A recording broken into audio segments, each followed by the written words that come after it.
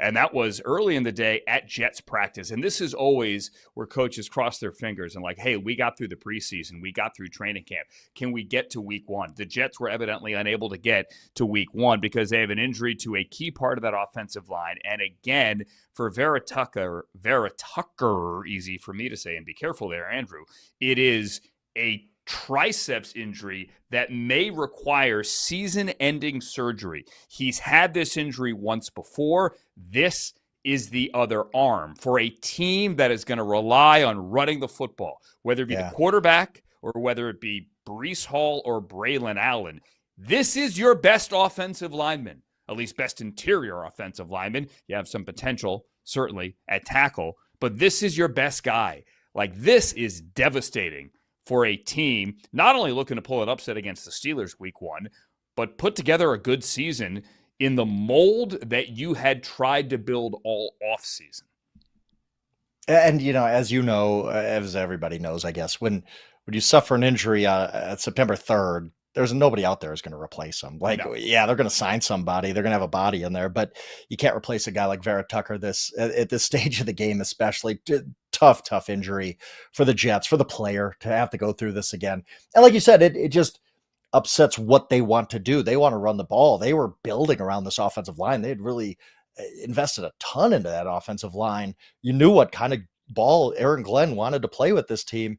It takes a big step back. And first week, who do you get? Well, hopefully it's an easy. Nope, you get the Pittsburgh Steelers defense. Like, okay, figure out a plan to replace your best guard in 4 days.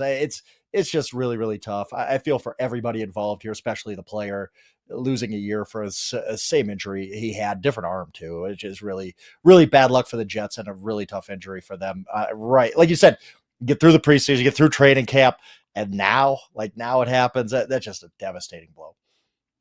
Yeah, it's devastating for the Jets to lose him. It's devastating, really, for any team to lose someone this late before week one or any time. Let's clear that up. And then you have teams that are just holding their breath, for example. We'll get back to the Steelers and Jets in a second, but Kellen Moore comes to the podium late this afternoon and says, well, Chase Young has a calf injury. It happened today in practice. When you hear calf injury, you immediately fear the worst, but at a minimum, you think, well, you're not coming back in a couple of days because you don't want to risk a calf injury. Who knows what his status will be when the Saints open up against the Cardinals on Sunday. But the Jets, back to them, are going to have to beat Aaron Rodgers and the Steelers coming to town. We spoke yesterday about Mike Tomlin, Frank, saying, when asked, hey, is Aaron Rodgers let on at all, that this game may mean a little bit more? And he said, number one, no. And number two, if he did feel that way, he certainly wouldn't tell you. Well, Aaron Rodgers was asked today, basically, hey, Aaron, is this just like every other opener, or does this one mean a little bit more? And he looked at the camera, and as you can see on the screen, he said, it's week one. Now, there are a lot of things I could say to this. If we had the audio, maybe it would explain it a little bit better. The reporter, and I don't know who it was, I'm not taking shots, asked the multiple choice question. Okay. Hey, Aaron, is it this or is it that? Well, why give him the easy way out? Right. Aaron Rodgers is probably too smart to be tricked by any such tactic regardless. And I was mad at myself yesterday when we were playing back Aiden Hutchinson because I did that once with him. Is it this or is it that? Stop it. Stop giving people multiple choice questions. Aaron, does this mean more to you? Regardless, he said it's week one. But he had that little... Is smug the wrong way to describe it? He had that that's it. Smug is always the right way with Aaron Rodgers. Yeah. Look on his face. He then went on to, praise Darnell Washington and Pat Frymuth and say all the right things about everything, right? It's the Jets also have a different defensive staff. Yes, I may know the personnel, but now Aaron Glenn is there and Ulbrich is gone and Saleh is gone. So I don't know them that well. But if we know, Frank, Aaron Rodgers at all, we know this means something to him. And I would be upset if it didn't mean something to him. Of course it does. Of course it does. And, it's one of those things where I wonder why we're not talking about the inverse of this enough. That we know it means a lot to Aaron Rodgers, right? He probably didn't love the way that things ended with the Jets. He's talked about it. He didn't love the way things ended with the Jets, that Aaron Glenn kind of blew him off when we flew across country to have a meeting. But don't the Jets kind of want to beat Aaron Rodgers too? Like, I don't know. Like, I don't know the locker room dynamic or anything, but he is a guy who has rubbed teammates the wrong way in the past. Like, don't you think Aaron, like, you just, in general, you just want to beat a guy who you were with and you have some relationship with and you want to go out and get. So, yes, I think that this game means a lot to Aaron Rodgers. He would love to win this, but I think the Jets want to beat Aaron Rodgers too. I think it works both ways. So that's what makes this fun. And, as we talk about this and, Aaron Rodgers not taking the bait on talking about the Jets and talking about revenge and this and that. We talked all out. What did we say before Aaron Rodgers signed with the Steelers? Like, oh, it's going to be too much drama, too much hassle, all the distractions, blah, blah, blah. He signs. Since then, we have not heard really a peep from Aaron Rodgers. Really, when you think about the summer, it's been, okay, here's an update on Aaron Rodgers throwing to these guys, whatnot. There hasn't been a big controversy. There hasn't been a ton of Pat McAfee interviews. Do you want controversy? Is that what you're saying? You miss the controversy? I like controversy. I'm sure the Pittsburgh Steelers do not like controversy. I think it's a really good sign for the Steelers. And Aaron Rodgers has just come in and he's just doing his job. We're not hearing all the sideshow stuff that happened with the Jets or even late in his Packers career. This is just Aaron Rodgers showing up and being employee number 12. Or what number is it? Employee number 8, I guess he's wearing now because Terry Bradshaw. But yes, employee number 8. Like, he's just going about his business. Honestly, I think that's employee number 12 has taken shots at employee number 8. He sure has, yes. But even Aaron didn't take that. He kind of made a joke about, oh, Terry, blah, blah, blah. I don't even know what you're talking about, chewing bark, blah, blah, blah. But there's been no distraction with Aaron Rodgers. I do think that's a good sign for the Steelers as they head into the season. Yeah, I do as well. You want to run down some injuries? I don't know. I'm not excited for injuries, but I'm kind of mildly excited that we have a Wednesday injury report. Granted, about 20 minutes before we came on the air, Sean Payton, in his normal Wednesday presser practice there in Dove Valley, said to the assembled media, I will not discuss injuries this year at all. Like, there's no reason to. I won't tell you when someone's coming back. There'll be an injury report. And that's it. I bet you that doesn't last until October, but that's just me. Not allowed to bet. Coaches always say that, and then the next week they're like, well, yeah, it comes and goes. By the way, Dove Valley somewhere on this map behind me. Like, you could probably find it if you look hard enough. Yeah. So, no, I think that most coaches hate. You've dealt with a million coaches, so have I. I don't know that there's a coach that loves talking about injuries, and I know most of them just hate it. They hate this injury report that comes out. So Sean Payton being like, I'm not talking about injuries all year. He might not stick to it, but I'm sure he feels that. He doesn't want to talk about this stuff. He's like Bill Belichick putting out the blank depth chart for UNC. These guys do not like talking about injuries. I mean, blank depth chart is the dumbest thing I've ever seen in my life. I'm not calling Bill dumb. I'm saying blank depth chart is dumb. Also today, we had two coaches, both Raheem Morris and I believe Zach Taylor, say they do not care about nor look at depth charts. So everyone who got upset about where a certain rookie quarterback was on a depth chart, like, just stop it. The coaches don't care either. Anyway, all right, let's go down to the injuries. So the opener coming up tomorrow, shortly after 8 o'clock Eastern time, they're going to drop the banner. Nick Sirianni will then, upon hearing that there is a banner unfurled, take his team out of the locker room. He will not have Tanner McKee with him. He is officially out. Sam Howell, who was acquired only a week ago, is set to be the number 2 quarterback. The number 3 quarterback in Philadelphia would be Kyle McCord. He is on the practice squad after getting cut, 6th-round rookie out of Syracuse. So Sam Howell, if anything were to happen tomorrow to Jalen Hurts, would be the number 2 quarterback back in the NFC East. It is noteworthy, Frank, that Landon Dickerson has no injury designation. The guy hurt his knee at that Sunday stadium practice, the one in which, what's his name? Travis Kelce's dad was FaceTiming with Travis and Taylor Swift after Travis that Sunday night popped the question.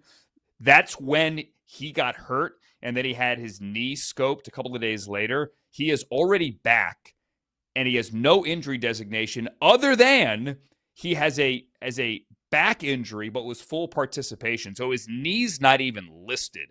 The surgery was August 12th. That's absurd. For the Cowboys, Perion Winfrey, the former Oklahoma fourth-round defensive tackle taken by the Browns, who washed out of the league, made the team, is out. But Trayvon Diggs and Tyler Guyton, Frank, this is news, have no injury designation. So for the most part, the Cowboys have a clean bill of health. Yeah, and really so the Eagles. I'm glad. You hate to drag into a season with injuries, and both of these teams pretty healthy. The Dickerson thing, you worried. You're like, oh, this looks like a season ender. Nope, he has surgery August 12th, and he's going to play less than a month later. Sometimes, Andrew, the toughness of these guys is just remarkable. It's unbelievable at times. Yeah, beyond unbelievable. And remember, Landon Dickerson was the guy that brought the beer and the coloring books to the O-line room this year. Coloring books a little more significant than beer. Jim Harbaugh. No, yes, Jim, sure? not John. Sure yes. Nah, it depends. Coloring and beer could be fun together. Jim Harbaugh on the podium about 90 minutes ago in Sao Paulo with his wide-eyed Charger hat looking around the room. Doesn't speak Portuguese, but he brought that Jim Harbaugh awkwardness to the podium. It was delightful. He said that Najee Harris will play. Like, he's a full participant in practice. Najee Harris, after the 4th of July blow up, quite literally, and the eye injury, is going to play. The flip side is Kansas City rookie wide receiver Jalen Royals, the 4th-round pick, did not travel, so he will not play. Again, not an entirely clean bill of health. And remember, Frank, the Chiefs are without Rashee Rice. He's suspended the first 6 weeks of the season. But for the most part, these two teams good to go. Royals missing out on that trip to Brazil. That's a bummer. I wish he could have made the trip there just to be inactive, probably. I don't think he's going to be a big factor early. But you talked about Najee. I don't expect him to be a big factor either. He hasn't really practiced or done much football activity-wise. I know he's going to be ready. He's a pro and all that. But again, as I talked about yesterday, it's Omarion season. He's going to be awesome. Can't wait to watch him Friday. Can't wait to watch this game on Friday. It's going to be a really good game and a big one in the AFC West. And the next primetime game after the Friday game, which is the YouTube game with friends of the program, Rich Eisen, Kurt Warner, Stacey Dales, and someone named Destroying with 6 million YouTube followers on the sideline. The next primetime game will be in Orchard Park, playoff rematch, Bills-Ravens, Sunday Night Football, Tirico and Collinsworth on NBC. And Frank, after listening to Sean McDermott this morning, I don't know who's going to play corner for the Bills. Right now, Tre'Davious White still not practicing. He had that injury 2 weeks ago, and Christian Benford was limited today with a leg injury. Remember, Maxwell Hairston is out the first month of the year. He was a first-round pick. They brought Jordan Poyer back, then had to cut him off the practice squad today, a procedural thing for Gabe Davis. Poyer will be back. He's a safety, obviously. You right now are going to face Lamar Jackson with massive questions at corner. Buffalo went out and rebuilt this defense, primarily on the front seven, but they took Max Hairston there in the first round. You could be facing Todd Monken and Lamar Jackson with your 4th, 5th, and 6th corners. Ain't great. And this is the kind of game where we could be sitting here, 17, 18 weeks from now saying, hey, remember when Team A beat Team B in that Sunday night game week 1? That's the reason they're the number 1 seed in the AFC. Advantage. That's how big this game is. It's enormous. Yeah. This is as big of a game as there is in the entire NFL season, really. And it's week 1. And to your point, the Bills shorthanded. Also, I'm interested. I know Khalil Shakir is back. He's practicing. But as we know, that doesn't necessarily mean a guy's 100%. I hear high ankle sprain. I know Khalil Shakir is had this injury before, and he recovered very quickly from it. It's still, I want to see him out on the field and see what he's doing and how he looks if he's 100% for week 1. Yeah, I agree. He is officially listed, for what it's worth, as a full participant Wednesday in practice at wide receiver. Meantime, in Green Bay, also a full participant, Jordan Love, coming back after that procedure on his hand. Micah Parsons limited. Matt LaFleur was asked if he is going to play, and if so, how much can he give you? He said, yeah, he's obviously going to try to play, and it sounded like he didn't have any doubt that he would play. But again, Matt LaFleur cautious on Wednesday. In Miami, I know we touched on this earlier with Jordan. We have Tyreek Hill, Devon Achane, both limited. Jalen Wright did not practice. So the Dolphins, as they get ready for week 1, have some question marks as to who will their offensive weapons be. As we said earlier, get to know Ollie Gordon, rookie running back out of Oklahoma State. And then in San Francisco, Jauan Jennings will play per Kyle Shanahan. I know you're skeptical, however. They say it's not a contract, it's a calf. Both can be true. And right now, allegedly, neither will prohibit Jauan Jennings from being on the field Sunday. What worries me, and I'm not trying to wish bad juju on Jauan Jennings or anybody in this world, but if this was a calf, I still don't know. And honestly, I do not trust the 49ers at this point. If it was a calf, you're coming back right away, practicing, playing 6 days later or whatever. The risk of re-injury is so high at that point. I worry for Jauan Jennings. I hope he's healthy the full season. Hope he balls out, has 1,500 yards. He's a heck of a player. I like the story, kind of a late emerging guy who really became a star last year. But I worry about re-injury. One thing I don't want to get, but the Packers, Jaden Reed didn't practice today. He has a Jones fracture in his foot. We all saw the walking boot. He says, they kind of blew it off. Like, we're probably going to practice later in the week. We'll let you. They're being very dodgy about this. If Jaden Reed is not 100%, that Packers-Lions game is massive. We talked about Bills-Ravens being a huge game. Packers-Lions is massive too, especially in the NFC North. Jaden Reed's not 100%. That receiving crew gets pretty thin all of a sudden in a game. I like the Lions in that game. I think the Lions are really going to be angry almost that the Packers are getting all the headlines. And Jaden Reed's not answering the bell for that game because of a Jones fracture in his foot, where all the internet doctors, Andrew, tell me that he shouldn't be really playing. Like, this is not really something you want to be playing with. If he's not there for week 1, I think that's a huge blow to the Packers offense we're not talking about. Friendly reminder, don't pay attention to internet doctors. Few things are more irresponsible than internet doctors, some of whom used to be real team doctors, tweeting videos from their couch suggesting that player X is out for however long they're determining while drinking a beer on their couch. Great, thanks. Also, like, Frank, how many of these like Sunday night pitches do you get from wannabe TV injury docs? Like, hey, did you see so-and-so blew his knee out? Can I please offer you my client, Dr. So-and-so, to come on the air? No, you may not. No. You may not. I get it. I'm glad we just found the salty part of you, Andrew. It took like 3 weeks. Like, I'm always cynical. I think I'm turning you a little more cynical as we go. The injury doctors. First of all, the league office hates it. I cannot tell you how many times from a league-wide broadcast perspective, right? When you are on a league partner, whether it's DirecTV or CBS or Fox or ABC, any of them, right? Or the network. The league will always tell you and remind you, if you mess up, do not speculate on injuries. You cannot do it. So the idea that we're going to put some doctor on who hasn't examined the patient because they can determine from their rewind button on their DVR that they know how long this guy is going to be out is comical. Real quick, Travis Hunter listed on the Jaguars depth chart as wide receiver 1. Okay, he's a starter there, but second team corner. To quote Raheem Morris and Zach Taylor, we don't look at depth charts. Frank, do you think this matters? I think it's interesting only because it's Travis Hunter, but once the game starts, I don't know how much it's relevant. Your thoughts? I think they're going to use him much like the preseason game we saw him, where he is full-time on offense because he's so valuable there.